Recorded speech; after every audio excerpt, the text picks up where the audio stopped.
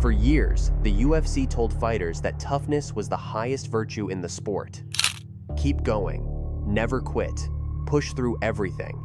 And no one embodied that belief more completely than Tony Ferguson. He didn't slow down when others did. He didn't back away when the damage added up. He kept fighting, because that's what toughness was supposed to mean. But this video isn't about a fighter who suddenly declined. It's about a myth that was never designed to protect anyone. The idea that enduring more makes you stronger. The idea that quitting is failure. The idea that toughness has no limit. Tony Ferguson didn't break the rules of the UFC. He followed them perfectly. And that's exactly why this story matters. Because when a system rewards toughness without boundaries, it doesn't create legends. It creates expendability. And Tony Ferguson didn't stay in the cage too long by accident. He stayed because the UFC's definition of toughness never included a way out. The most unsettling part of Tony Ferguson's decline isn't how it ended. It's how long it was allowed to continue without interruption. There was no single moment when the UFC clearly crossed a line. No public decision that signaled something had gone too far. Tony Ferguson kept getting booked because he kept showing up. He made weight. He passed medicals. He said yes. On paper, everything looked legitimate. And that legitimacy is exactly what made the situation dangerous. Ferguson didn't need to be forced into the cage. The system didn't have to pressure him publicly or corner him privately. His reputation did the work. Toughness became proof of readiness. The ability to endure replaced the need to assess. Each loss didn't trigger caution, it triggered justification. He's still game. He's still dangerous. He's still Tony Ferguson.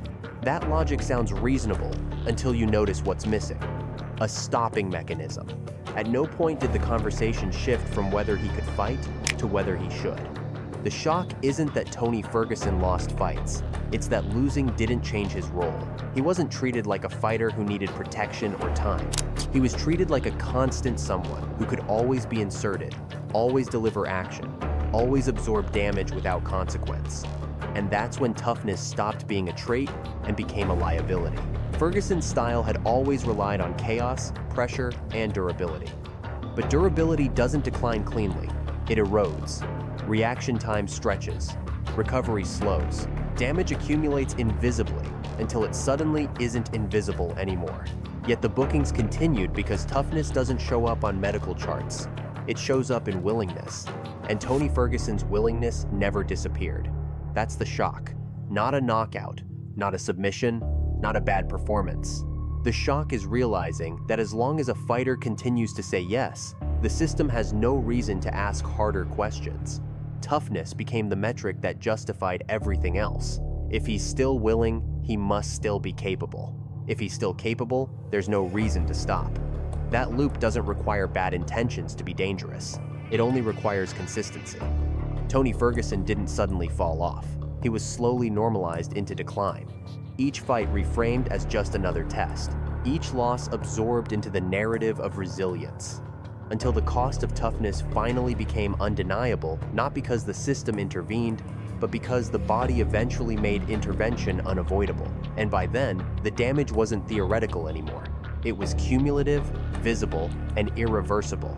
The UFC didn't invent the toughness myth, but it perfected how to use it. Long before the losses piled up, Tony Ferguson had already been positioned as the ideal embodiment of what the sport claimed to value most. He took damage and kept coming. He fought through adversity without hesitation. He turned punishment into proof. Over time, never quit stopped being a description of his style and became a moral standard. Fighters who endured were praised. Fighters who slowed down were questioned. And once that standard is established, it quietly rewrites responsibility. If toughness is the highest virtue, then stopping becomes a character flaw. The myth works because it feels clean. It simplifies complex decisions into a single metric: willingness. If a fighter is willing, he must be able. If he's able, there's no reason to intervene. That logic removes the need for judgment, context, or long-term accountability. Tony Ferguson wasn't just tough in the cage. He was tough in negotiations, in scheduling, in recovery. Every time he accepted another fight, the myth reinforced itself. Look how durable he is. Look how much he can take. Look how different he is from everyone else. And difference is dangerous when it becomes expectation. The more Ferguson lived up to the myth, the less room there was for deviation. Taking time off wouldn't have been seen as strategic. It would have looked like retreat. Reframing his role would have required admitting that toughness has limits, and the UFC's culture has never been built to do that publicly. The myth also benefits from nostalgia. Fans remember the peak moments and assume they are permanent. They see toughness as a fixed trait, not a biological variable. So when decline appears, it's interpreted as a temporary dip, not a structural change. That perception feeds directly back into matchmaking logic. If the fighter is still game, the myth says he's still valid. Tony Ferguson didn't need to be protected from opponents. He needed protection from expectations that never adjusted. The myth erased nuance. It turned resilience into obligation. And once obligation replaces choice, the system no longer has to ask whether continuing makes sense. It only has to check whether the fighter will still say yes. This is how toughness stops being inspirational and starts becoming operational. It becomes a tool not to elevate fighters, but to keep them usable. Tony Ferguson didn't cling to the myth out of ego. He survived within it because it was the only framework that still recognized him as valuable. And as long as the myth remained intact, there was no incentive to dismantle it. Because myths don't fail gradually. They fail only when the cost becomes impossible to ignore. Once the toughness myth was fully established, the UFC no longer needed to make explicit decisions about Tony Ferguson. The system began to run on autopilot. Matchmaking didn't revolve around whether Ferguson was still improving or declining. It revolved around whether he could still function inside the role he had been assigned. And that role was simple: availability. The UFC doesn't require fighters to be dominant to stay relevant. It requires them to be reliable. Tony Ferguson was one of the most reliable fighters in the organization. He made weight. He accepted short notice. He didn't turn down dangerous opponents. He didn't create negotiation friction. In a system built on constant turnover, that kind of reliability is more valuable than protection. The UFC doesn't need to actively exploit fighters for the system to exploit them. It only needs to keep rewarding the behaviors that make the machine run smoothly. Ferguson's willingness solved problems. He could fill cards. He could elevate prospects. He could absorb losses without damaging the event's legitimacy.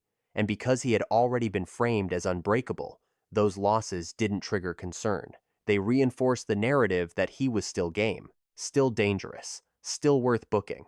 The system doesn't pause to reassess fighters who remain useful. It moves forward until usefulness ends. And usefulness, in this context, isn't about winning. It's about functionality. Tony Ferguson was functional long after he stopped being competitive at the highest level. That's the distinction the system quietly relies on.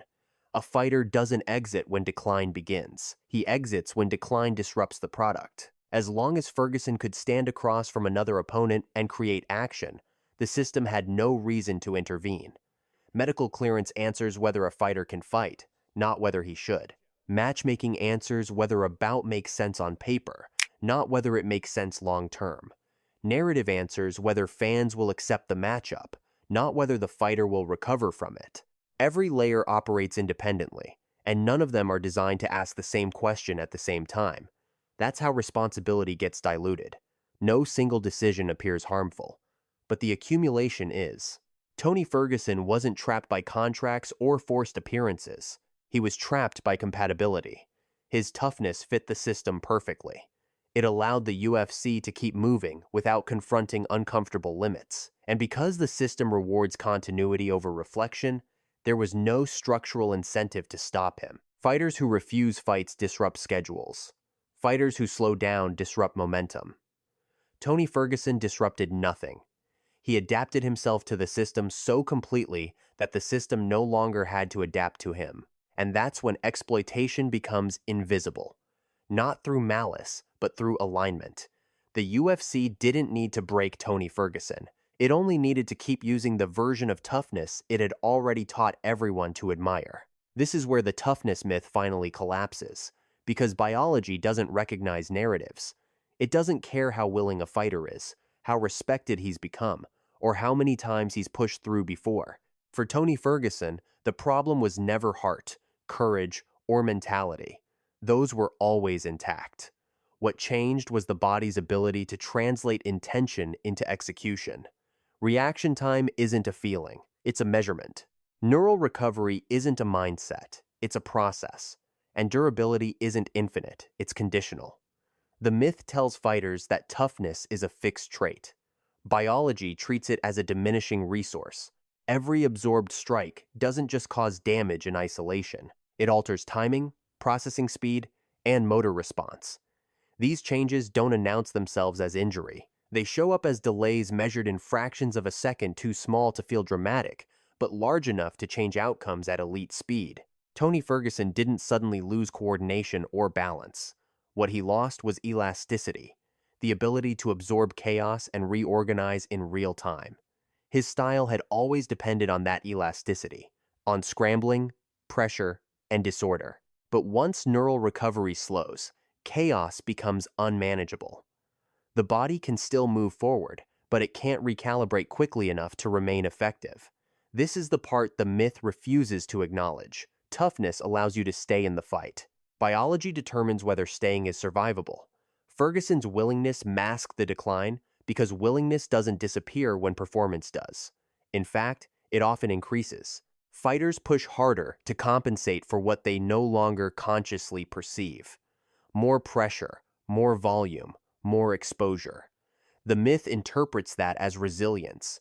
Biology interprets it as overextension. There is no negotiation phase. The nervous system doesn't offer warnings tailored for identity. It simply enforces limits when thresholds are crossed.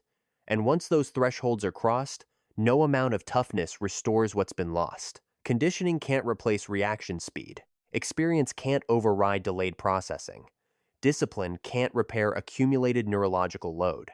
This is where the UFC's toughness myth becomes most dangerous. It encourages fighters to trust the one thing biology eventually undermines. Tony Ferguson wasn't unlucky. He wasn't mentally compromised. He was biologically overdrawn. The account didn't empty all at once. It was spent slowly, fight by fight, under the illusion that toughness could always cover the cost. The realization that ends the myth is simple and uncomfortable. Toughness doesn't prevent decline. It hides it. And by the time decline becomes visible, biology has already made the decision irreversible. That's the moment the myth fails, not because it was wrong about endurance, but because it was silent about limits. Once biology had already crossed its threshold, the outcome for Tony Ferguson was no longer a question of performance. It became a question of utility. This is where exploitation begins, not as an act of cruelty, but as a consequence of alignment. The UFC didn't need Tony Ferguson to win. It needed him to function. And function, in this context, meant availability, name recognition, and the ability to absorb risk without destabilizing the product. Ferguson still had all three. He was known, he was willing, and most importantly, he could still be placed into high-pressure matchups without forcing the organization to slow down. That's how the system continues, even after competitive relevance fades. Losses don't disqualify fighters from use. Unreliability does. Tony Ferguson remained reliable long after the myth had stopped protecting him. His toughness, once inspirational, became operational. It allowed the UFC to frame his presence as legitimate while quietly shifting his role. He wasn't positioned to reclaim a title. He was positioned to test others, to add credibility to opponents, to fill cards without demanding structural change. This isn't unique to Ferguson. It's how systems preserve momentum. Fighters who resist this transition often disappear quickly. Fighters who accept it remain visible at a cost. The exploitation isn't hidden behind contracts or coercion. It's hidden behind praise. Ferguson was respected for his willingness, admired for his durability, and trusted to deliver action. That trust removed urgency. As long as he continued to say yes, there was no external pressure to reassess. And because the myth had already framed endurance as virtue, every additional fight looked like proof that the system was still fair. The most uncomfortable part is that no one had to make a conscious decision to exploit him. Each booking made sense in isolation.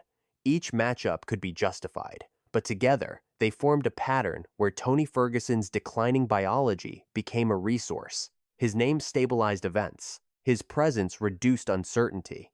His losses didn't damage the brand because they were absorbed into a narrative of resilience. This is how exploitation survives scrutiny. It doesn't look like abuse. It looks like continuity. Tony Ferguson wasn't used up because the UFC ignored warning signs. He was used up because the system was never designed to respond to them. Once a fighter becomes compatible with decline, compatibility becomes the reason he's kept around. And by the time that compatibility disappears, the cost has already been paid, not by the system, but by the fighter whose toughness allowed the system to keep moving forward without interruption. After the system had taken everything it needed, there was no dramatic reckoning for Tony Ferguson, no announcement, no public acknowledgement that something had gone too far. What followed was silence, and that silence revealed the final function of the toughness myth. Fighters who are built on resilience rarely receive closure. When usefulness fades, attention simply moves on. Ferguson wasn't removed with force. He wasn't condemned. He was left behind by momentum. The same culture that once celebrated his willingness now had nothing to say about its cost. There were no questions about whether he should have been protected earlier, no reassessment of how long toughness had been rewarded past reason. Silence allows systems to avoid accountability without confrontation. When the narrative disappears, so does responsibility. Ferguson didn't publicly reject the myth. He didn't rewrite his story. He remained who he had always been: disciplined, willing, durable, even when those traits no longer returned value. That consistency, once praised, now existed in a vacuum. The silence wasn't indifference, it was resolution. The system no longer needed to justify its use of him because the product had already moved forward. New names replaced old roles. New narratives filled the space toughness once occupied. What remained was a fighter whose identity had been shaped by expectations that no longer applied. This is the final danger of the myth. It prepares fighters to endure, but it doesn't prepare them for irrelevance. There is no ceremony for being used up, no signal that endurance has crossed into excess. Tony Ferguson didn't receive answers because the system doesn't provide them. It only provides opportunities until it doesn't. And once those opportunities disappear, silence becomes the only response left. Not because anyone is hiding something, but because the myth has completed its purpose. It extracted value, normalized the cost, and moved on without needing to explain itself. By the end of Tony Ferguson's story, the real question isn't whether he should have stopped sooner. It's whether the UFC's definition of toughness ever allowed stopping to exist as a valid outcome. Tony Ferguson didn't misunderstand the system. He embodied it perfectly. He gave it everything it asked for: availability, resilience, and silence. And in return, the system gave him praise instead of protection, momentum instead of limits. That exchange worked for as long as biology allowed it to. What makes the toughness myth so powerful is that it feels moral. It turns endurance into virtue and retreat into failure. But systems built on moralized endurance don't need to force exploitation. They only need to keep rewarding those who never say no. Tony Ferguson wasn't destroyed by a lack of heart. He was consumed by a framework that never planned for what happens when heart outlasts capacity. This isn't a cautionary tale about one fighter. It's a structural warning about what the UFC chooses to celebrate. As long as toughness remains the highest currency, fighters who endure the most will always be the easiest to spend. And the most dangerous part isn't that this keeps happening. It's that it happens without controversy, without interruption, and without a clear moment where anyone is required to step in. The myth doesn't collapse when a fighter loses. It collapses when the cost becomes impossible to ignore. And by then, the system has already moved on. The only unresolved question is whether toughness will continue to be treated as proof of worth, or whether the UFC will ever build a definition of strength that includes knowing when to stop.